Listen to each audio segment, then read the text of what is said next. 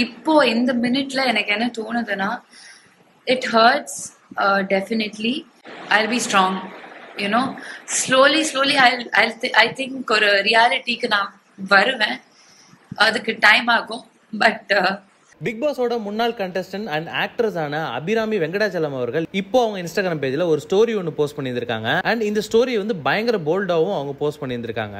ரொம்ப ரீசெண்டா அபிராமி அவர்களோட போட்டோ அண்ட் வீடியோஸ் வந்து டீப் ஃபேக் பண்ணி சோஷியல் மீடியால அப்லோட் பண்ணப்பட்டிருந்திருக்கு. அண்ட் அதை டைரக்டா வந்து கமிஷனர் ஆஃபீஸ்ல சொல்லி ஒரு போலீஸ் கேஸாகவும் ஃபைல் பண்ணியிருந்தாங்க. இப்போ அவங்க போட்டோ வீடியோ எல்லாம் வந்து சோஷியல் மீடியால ரிமூவ் பண்ணப்பட்டுருச்சு. இந்த டீப் ஃபேக் பண்ணது யாரு அப்படின்ற விஷயங்களும் தேடிட்டு இருக்காங்க. இப்போ இது ரொம்ப போல்டா அபிராமி வந்து இதை வெளியிலயும் சொல்லி இருந்திருக்காங்க. வெளியில சொன்னது மட்டும் இல்லாம ஒரு சில விஷயங்களை அபிராமி இந்த இடத்துல பயங்கரமா ஓபன் அப் பண்ணி இருந்திருக்காங்க. சோ அபிராமி என்ன சொல்லியிருக்காங்க அப்படின்னா, டீப் ஃபேக் அப்படின்ற விஷயம் வந்து ரொம்ப தவறான ஒரு விஷயம். டெக்னாலஜி அப்படின்ற விஷயம் வந்து நம்மள அடுத்த லெவல் எடுத்துட்டு போறதுக்கான ஒரு விஷயம் தான். ஆனால் இங்க டெக்னாலஜி வந்து நம்ம ரொம்ப தவறா யூஸ் பண்ணிட்டு இருக்கோம். இந்த மாதிரி விஷயங்கள்லாம் கண்டிப்பா நடக்கவே கூடாது. அண்ட் இந்த விஷயங்கள் எல்லாத்தையுமே வந்து எதுக்கு பண்ணிட்டு இருக்காங்க அப்படின்றது தெரியல.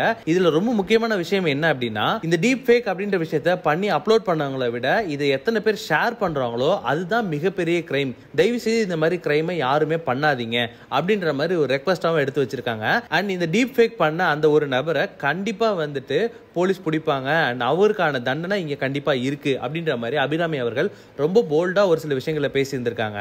எப்பொழுதுமே அபிராமி அவர்கள் வந்துட்டு பெண்களுக்கு தவறா ஏதாவது ஒரு விஷயம் நடந்துச்சு அப்படின்னா அதை ரொம்ப போல்டா முன்னாடி இருந்து பேசுவாங்க.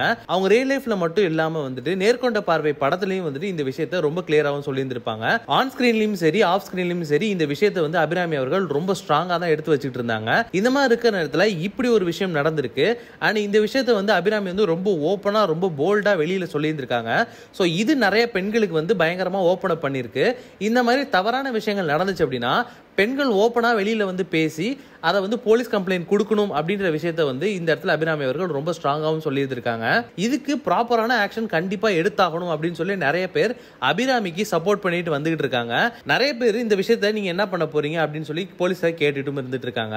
டெக்னாலஜி அதிகமா வளரும் போது இந்த மாதிரி நிறைய நெகட்டிவான விஷயங்களும் வளர்ந்துட்டு இருக்கு. ஸோ இதெல்லாம் தயவு செய்து ஸ்டாப் பண்ணுங்க அப்படின்ற மாதிரி நிறைய பேர் ரெக்வஸ்ட் வச்சுட்டு இருக்காங்க.